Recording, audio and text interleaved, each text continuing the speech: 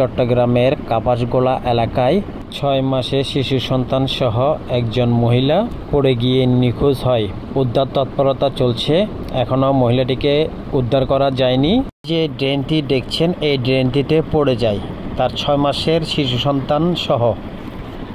ঘটনাস্থলে ফায়ার সার্ভিসের গাড়ি এসে পৌঁছেছে প্রায় দীর্ঘ 1 ঘন্টা যাবৎ। এখনও ফায়ার সার্ভিসের উদ্ধার কাজ চলছে। নালাটির পাশে দিয়ে অটোরিকশা যাচ্ছিল, ব্যাটারি চালিত অটোরিকশা। এই অটোরিকশা নালার রেলিংয়ের সাথে বাড়ি খেয়ে গাড়িটি উল্টে গেলে ওই মহিলা বাচ্চা সহ নালায় পড়ে যায়। অবশ্য ফায়ার সার্ভিসের উদ্ধার কাজ এখনও চলছে। সাধারণ জনতার ভিড় কিভাবে পড়ছে সেটাও দেখতে পাচ্ছেন।